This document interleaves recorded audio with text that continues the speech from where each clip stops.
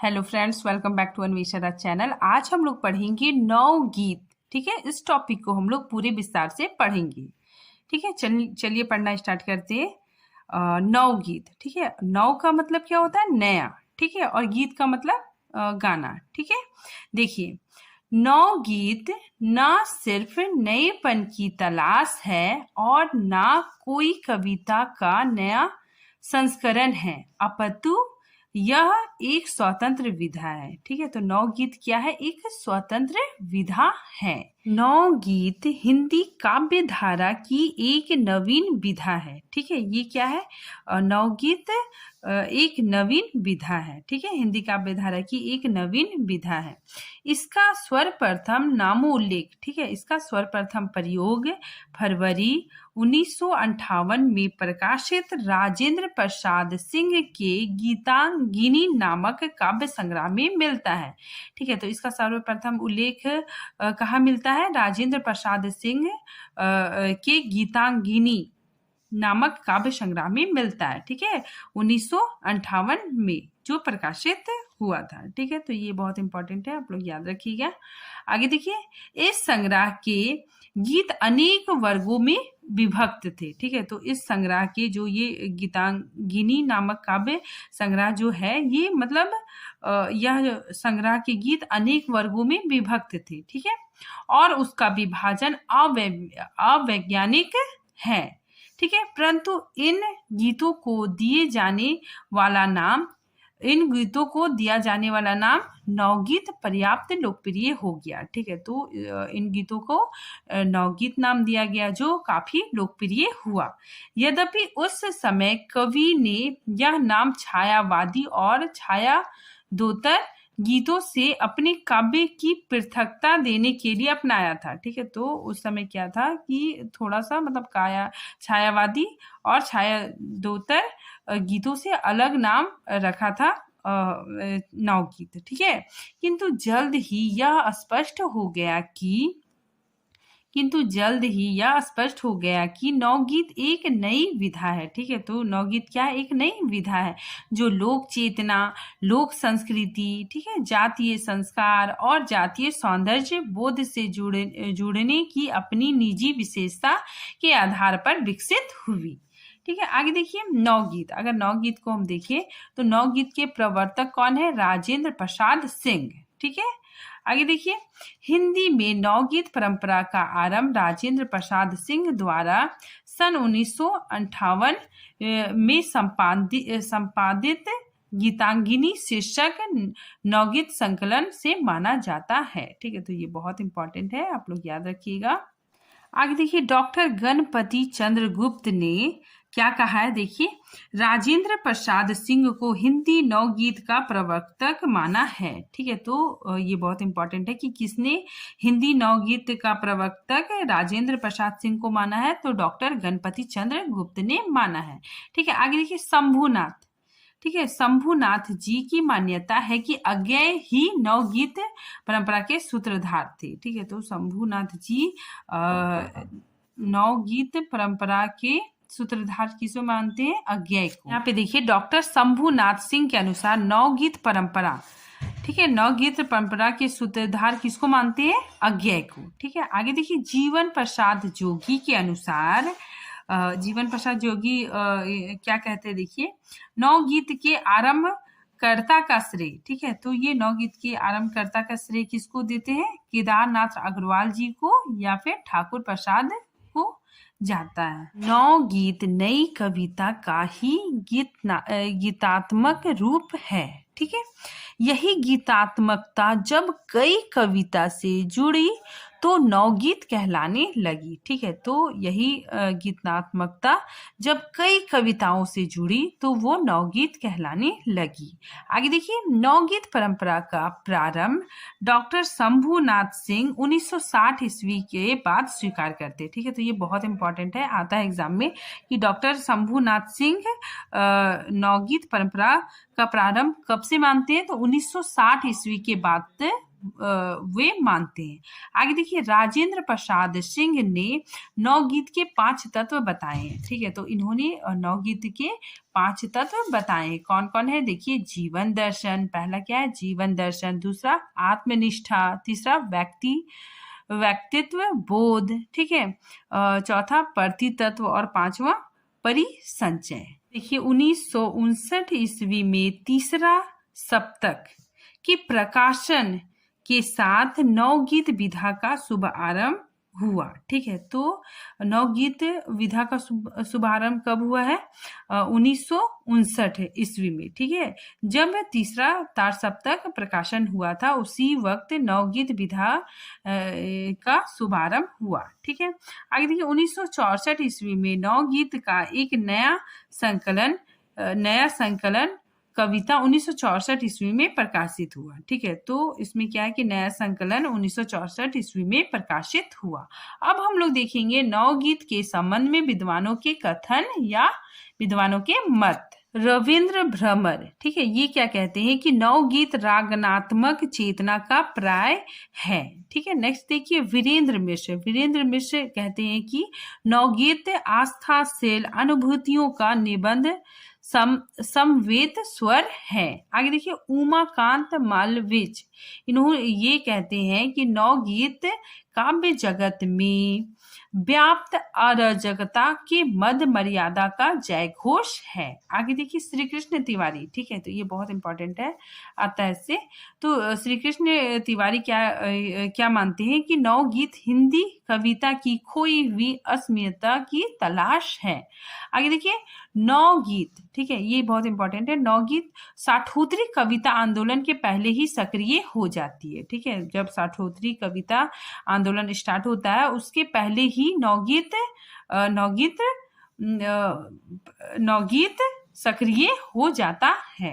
अब देखिए, नवगीत परंपरा के कवि, ठीक है, कौन कौन है देखिए, शंभुनाथ सिंह, नरेश मेहता, धर्मवीर भारती, केदारनाथ अग्रवाल, ठाकुर प्रसाद सिंह, वीरेंद्र मिश्र, कैलाश वाजपेयी, श्रीकांत वर्मा, रमेश रंजक आदि ने नवगीत के विकास में महत्वपूर्ण योगदान दिया है। बच्चन, अंचल, नीरज आदि कवियों ने गीतों को लोकप्रिय बनाया। ठीक है, किंतु उसे समसामयिक समस्याओं एवं समकालीन उथल पुथल से अलग रखा।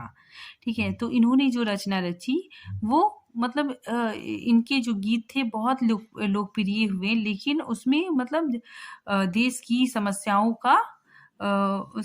का वर्णन नहीं था। ठीक है, तो इसीलिए यहाँ पे लिखा गया है कि समसामयिक समस्याओं एवं समकालीन उथल पुथल से अलग था। ठीक है, छठे दशक में नई कविता और नई कहानी के साथ ही नवगीत अस्तित्व में आया।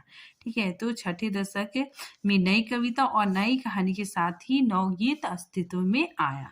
आरंभ में लोगों की धारणा थी कि नवगीत खुदरी अनुभूतियों मतलब दुखद, ठीक है, दुखद अनुभूतियों को व्यक्त नहीं कर सकता।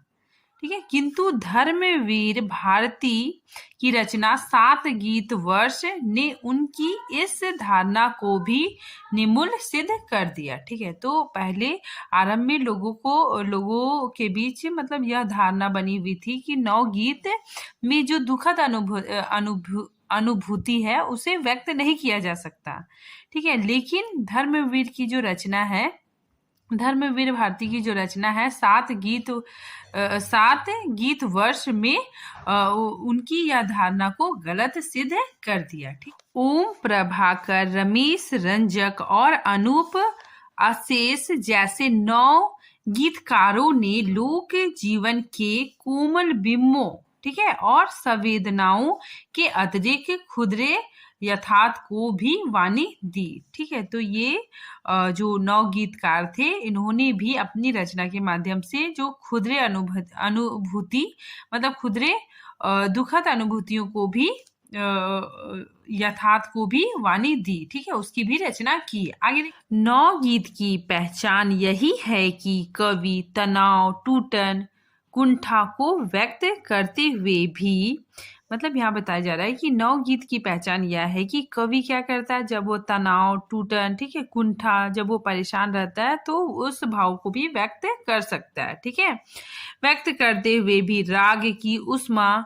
से अपना नाता जोड़े रहता है। ठीक है, वह निराश और व्यथा बोध को अपनाते हुए भी धरती की सौंधी गंध से जुड़ा रहता है।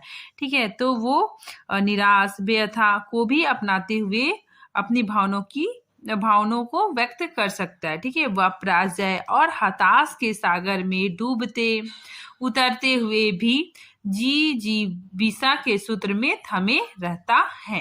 लोग देखते हैं नवगीत की कला परक विशेषताएं। ठीक है, पहले देखते नंबर 1 में है टटकी भाषा का प्रयोग। ठीक है, फिर नेक्स्ट आंचलिक भाषा की मिठास का ग्रहण।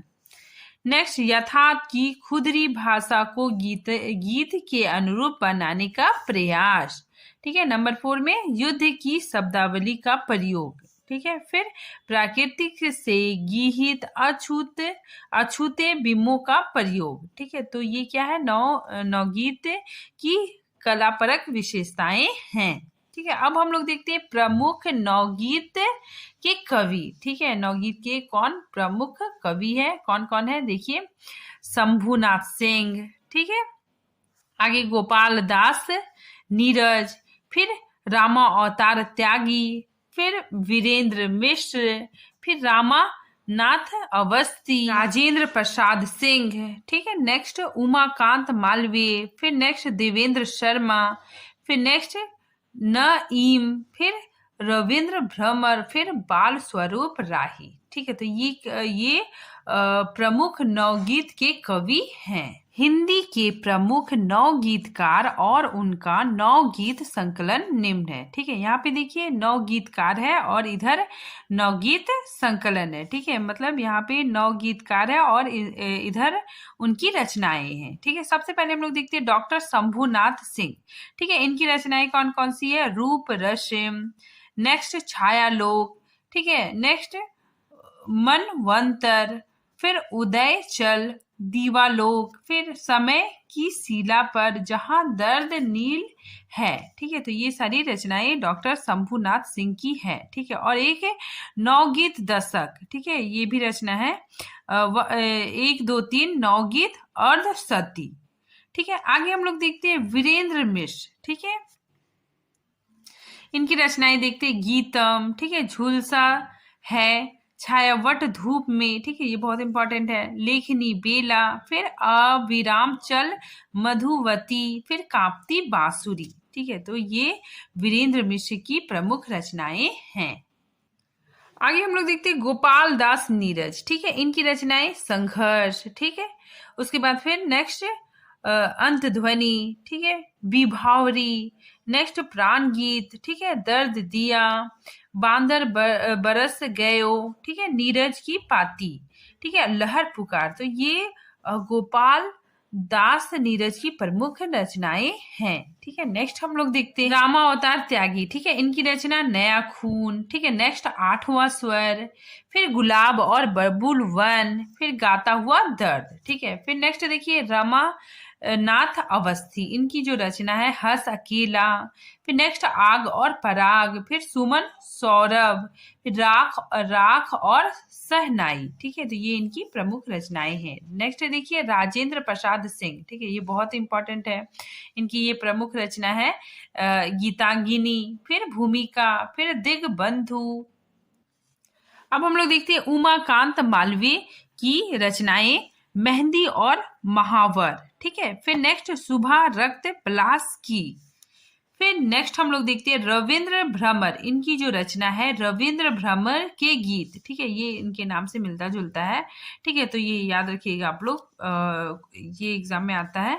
ठीक है, तो इनकी रचना रविंद्र भ्रमर के गीत, फिर नेक्स्ट सोन मछली मन बसी। नेक्स्ट हम लोग देखते हैं नईम। ठीक है, नईम की जो रचना है पथराई आंख। ठीक है, ये बहुत इंपॉर्टेंट, पथराई आंख और बातों ही बातों में।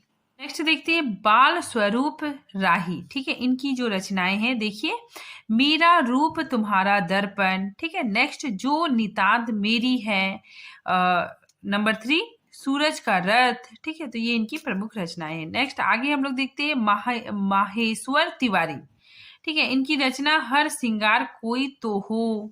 फिर नेक्स्ट नदी का अकेलापन, देवेंद्र शर्मा इंद्र, ठीक है, इनकी रचनाएं पथरीले शेर में। नेक्स्ट पखकटी महरबे, देखते रमेश रंजक की रचनाएं, ठीक है, देखिए इनकी रचनाएं किरण के पांव, ठीक है। नेक्स्ट गीत बिघम उतरा। फिर नंबर 3 हरापन नहीं टूटेगा। नंबर 4 मिट्टी बोलती है। नंबर 5 इतिहास दोबारा लिखो, ठीक है। नेक्स्ट हम लोग देखते हैं कुंवर बेचैन, ठीक है, ये बहुत इंपॉर्टेंट है, इनकी जो रचना है पिन बहुत सारे, ठीक है। नेक्स्ट भीतर साकल बाहर साकल, समियाने कांच के। फिर नेक्स्ट महावर इंतजारों का, ठीक है। फिर हम लोग देखते हैं नचिकेत, इनकी जो रचना है आदम कद खबरे। फिर सुलगते पसीने। फिर नेक्स्ट हम लोग देखते हैं बुद्धिनाथ मिश्र, इनकी जो रचना है जाल फेंक रे मछरे। फिर नेक्स्ट जाड़े में पहाड़। फिर सिख रेनी, ठीक है, तो ये कुछ प्रमुख रचनाएं हैं। देखिए ये मोस्ट इम्पॉर्टेंट है, ठीक है, इससे मतलब क्वेश्चन आता ही है, ठीक है, इसको आप लोग बहुत अच्छे से याद कर लीजिएगा। देखिए राजेंद्र प्रसाद सिंह, ठीक है, इनकी जो रचना आओ खुली बयार, ठीक है, बहुत इंपॉर्टेंट है। नेक्स्ट देखिए ठाकुर प्रसाद सिंह, इनकी जो रचना है बंसी और मादल, ठीक है, ये भी बहुत इंपॉर्टेंट है।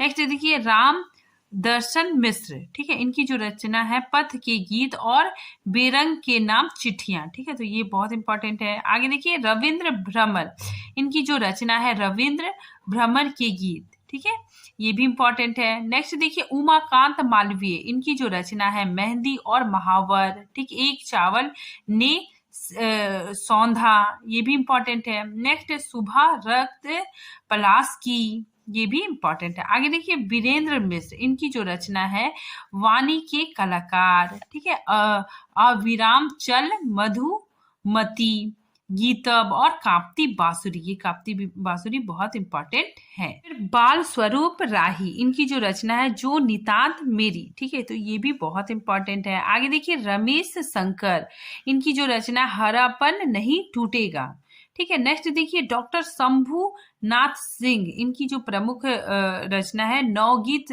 दशक, ठीक है, 1 2 3 नवगीत अर्ध सती, ठीक है, ये बहुत इंपॉर्टेंट है, ये डॉक्टर शंभूनाथ सिंह ने रचा है, ठीक है। आगे देखिए सोम ठाकुर, ठीक है, इनकी जो रचना है एक ऋचा पाटल की, ठीक है, ये भी बहुत इंपॉर्टेंट है। टाइम की रचना पथ राई आंखें, ठीक है। नेक्स्ट कुमार रविंद्र, ठीक है, इनकी जो रचना है आहत है बन, ठीक है। नेक्स्ट देखिए असीम शुल्क, इनकी जो रचना कल्प वृक्ष गमले में, ठीक है, ये भी इंपॉर्टेंट है। नेक्स्ट रमेश रंजक, इनकी रचना किरण के पांव, ठीक है, ये भी इंपॉर्टेंट है। नेक्स्ट देवेंद्र शर्मा इंद्र, इनकी जो रचना है कुहरे की प्रयांचा, ठीक है, ये भी बहुत इंपॉर्टेंट है, ठीक है। Thank you friends.